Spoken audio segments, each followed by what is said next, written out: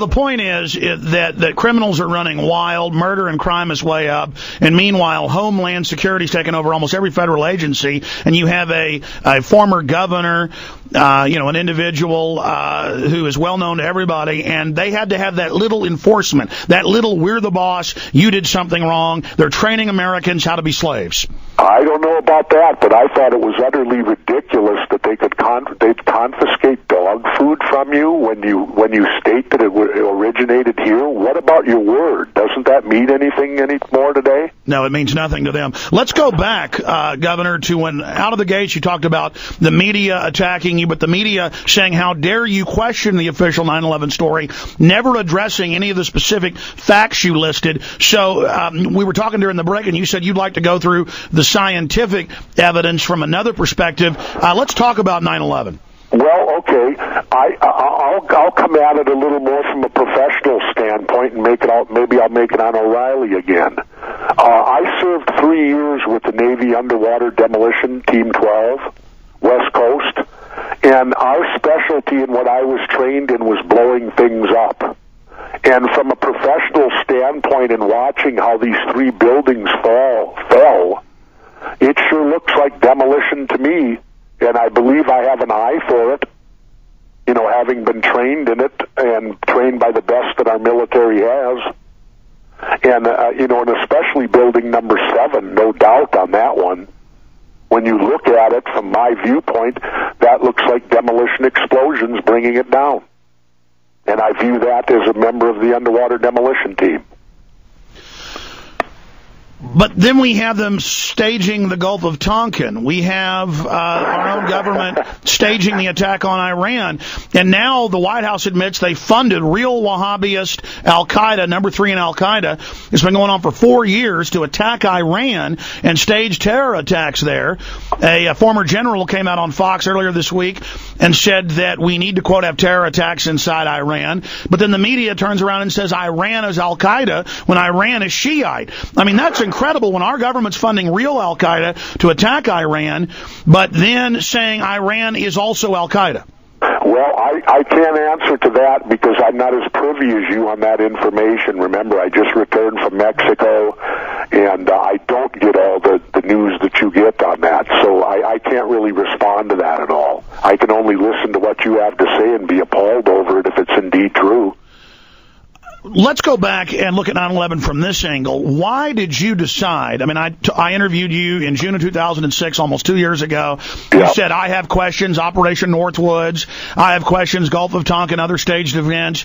But you went that far. And then last time, I didn't press you on 9/11. You brought it up during a break and said, I'd like to talk about it. Why did you decide to take that plunge and go ahead and write about it and question in your book and then go even further on my show? I mean, what spurred me to do it, first of all, I was like everyone. I couldn't comprehend, nor did I want to believe the worst. And we all know what the worst is. And when I also was embarrassed a little bit that when it happened, I went on full military mode. I didn't question anything because I was the governor at the time. And I feel bad about that now because I could have been even more powerful then in questioning it. But I didn't because, again, I kind of went on military mode. Our country's been attacked. I believed what I was told, believed it, and went accordingly. Well, then after I got out of office shortly thereafter, and of course the invasion of Iraq happened, which I opposed, I couldn't understand why, if Al-Qaeda indeed truly attacked us, why would we not be fighting them in Afghanistan? Instead, we're focusing and going in this other direction to Iraq, who had nothing to do with any of it. In fact, Saddam Hussein feared Al-Qaeda as a problem for him. So it didn't make sense to me on that aspect, and so when we invaded Iraq was when I truly started to question President Bush and his policies, because I opposed that war before it even happened. And that's when I thought, and my son kept on me, he kept telling me about this loose change that was on the internet, and I'm not very savvy to the internet generally. And finally he kept on me saying, you got to watch this, and I kept even fighting with him, saying, come on, Ty, you can't believe everything on the internet. There's no way these guys had to have attacked us, blah, blah, blah, blah, blah, blah. Well, then we got home from Mexico a couple years ago, and one Sunday afternoon, my wife and I both said, let's watch that loose change thing that my son keeps telling you about. And so we had an hour or whatever it was. We went up to the computer room and we watched it. And when I watched it, it hit me like a punch in the stomach. The things that are brought up in it. So your instincts then picked up the truth of it. Yeah. Well, I guess you'd call it my instincts. I just, as I watched it and started putting things together, and the fact that why would George Bush drag his feet on any investigation? I put myself in that position as a governor or as a president.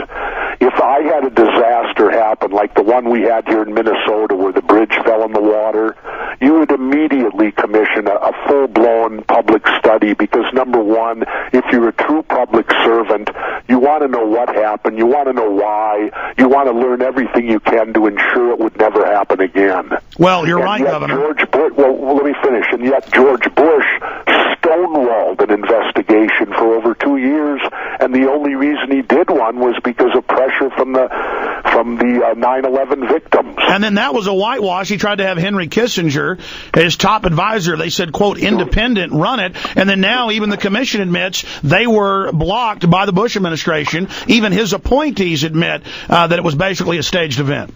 Yeah, and when I look at that, what happened on that, and of course going back then to John F. Kennedy, which, I don't want to get into all of that, but certainly I've studied that for 20 years. When I was a wrestler riding on airplanes, it made for good study material, and I got hooked on it. And I don't believe that commission either, and it disturbs me a great deal that my government will be so dishonest with me and feel that they can't trust me with any real knowledge. Well, not just the government. Actually, in '79, as you know, they had a full-blown congressional commission that found that he had been murdered, and it was a conspiracy, that JFK, that there was more than one shooter, but the media never covered that. They act like, the Warren Commission, it's the end-all, be-all, and then Congress itself was ignored. Yeah, well, I know they were supposed to pass it along to the Justice Department. The Justice Department has done nothing. Well, I guess that's up to their discretion. If they don't want to investigate anything, they don't, and that's why it stays forever hidden, because they don't want to investigate it. But and it's that's how I got into it. That's how I changed and basically opened my mind up and said, "What's going on here?" Was because of the fact of watching Loose Change that my son recommended to me through the internet, and the fact in watching and putting things together as I observed the reaction of our government and what they did and how they reacted. The other thing that I want to bring up strongly is this too. Having been a frogman and a Navy SEAL, I know what it's like to be in a position where failure is not an option. And in the case of our air national defense, failure is not an option. And on 9/11, they thoroughly failed. And here's my point. Why was nobody fired?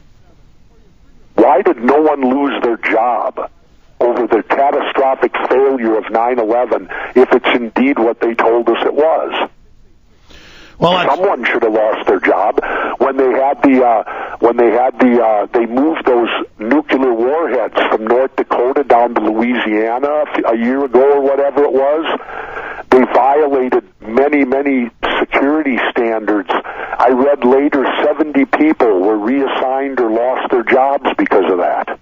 And yet, for our good fortune, nothing happened. Well, you're right, Governor. Here you have the death of 3,000 people, and nobody loses their job over it. Well, it's the same thing when you have a big train wreck, or as you said, the bridge collapse, or a jumbo jet crashes. They always have a big investigation. Not here. In fact, they banned cameras. They were totally restrictive. They acted very, very suspicious. And you see those buildings, the beams being blown in little bitty pieces. We're about to go back live on the main network feed here in about 15 seconds, Governor. I want to continue discussing, your awakening to 9/11 and where you think things should go from here. Should there be another investigation? Again, we're talking to Governor Jesse Ventura.